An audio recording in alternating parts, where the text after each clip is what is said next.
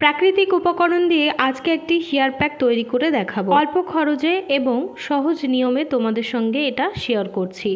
এটা আশা করছি সকলেই তৈরি করে নিজেদের চুলে ব্যবহার করতে পারবে। প্রত্যেকটা উপকরণ কিন্তু ঘরোয়া উপকরণ, প্রত্যেকের বাড়িতেই থাকে। প্রথম উপকরণ হচ্ছে অ্যালোভেরা। অ্যালোভেরা কিন্তু আমাদের বিশেষ করে দরকার। অ্যালোভেরাতে যাদের অ্যালার্জি রয়েছে তারা স্কিপ করতে পারো। আজ আমি গোদরেজ নূপুর হেনা পাউডার দিয়ে একটা হেয়ার প্যাক রেডি করে দেখাবো। আর যে উপকরণগুলো দিয়ে আমি আজকের হেনা হেয়ার প্যাকটি রেডি করব, আশা করছি সব উপকরণই সকলের বাড়িতেই থাকে। চলো বন্ধুরা, বেশি দেরি না করে ভিডিওটি শুরু করি।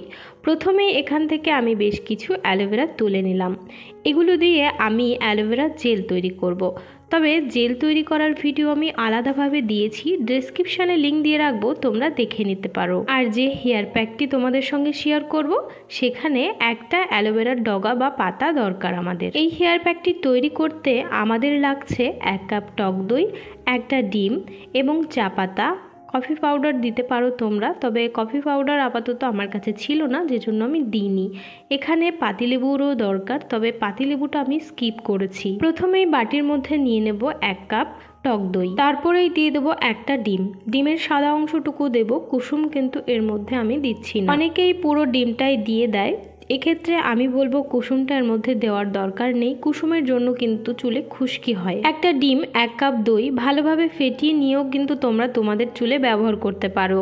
এক্ষেত্রে কি হয়, আষ্টে গন্ধ বের হয়, যে জন্য এরকমটা আমি কখনোই করি না। তোমরা করতে পারো যাদের আষ্টে গন্ধ নিয়ে অসুবিধা নেই। তবে তোমরাই বলো যে দিদি ভাই, তোমার চুল এত সুন্দর কি করে, তোমার চুলে কি কি ব্যবহার করো আমাদের সঙ্গে শেয়ার করো।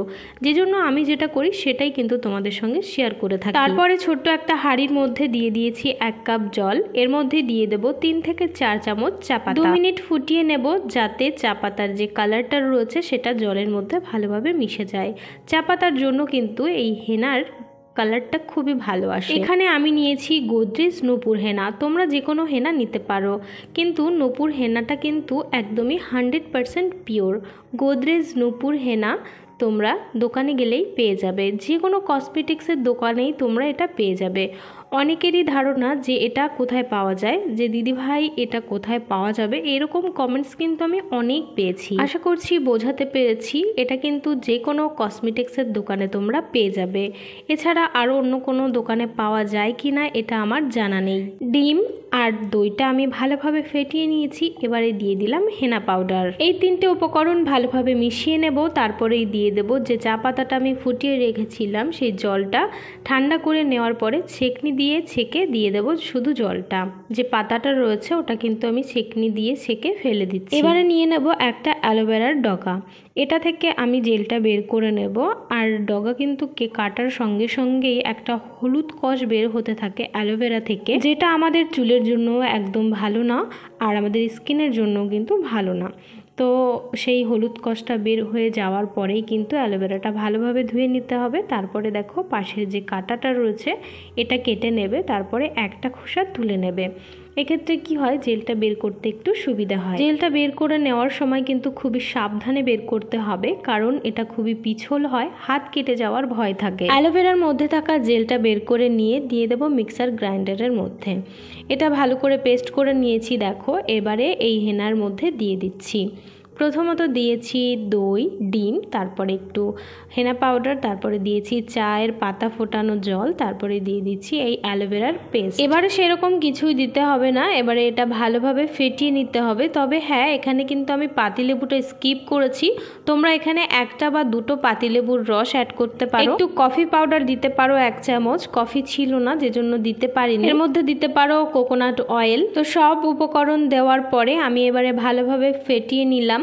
ফেটিয়ে নেওয়ার পরে দেখো দিয়ে দিচ্ছি 1 চামচ অ্যালোভেরা জেল। অ্যালোভেরা জেল দেওয়ার পরেও আমি এটা ভালোভাবে ফেটিয়ে নেব। তারপরেই কিন্তু এটা ঢাকা দিয়ে রেখে দেব নর্মাল ফ্রিজে ওভারনাইটের জন্য।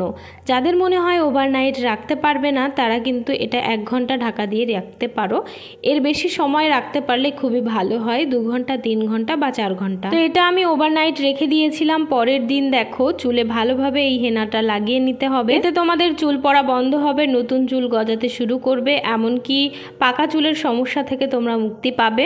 ঘন লম্বা সুন্দর চুলের জন্য চুলের যত্ন করতেই হবে। তোমরা যদি তোমাদের চুলের যত্নই না করো তাহলে কিন্তু কখনোই তোমাদের চুল ঘন হবে না, লম্বা হবে না এবং সুন্দরও হবে না। চ্যানেলে নতুন হয়ে থাকলে অবশ্যই চ্যানেলটিকে সাবস্ক্রাইব করবে, আর যারা সাবস্ক্রাইব করেছো তাদেরকে জানাই অসংখ্য ধন্যবাদ।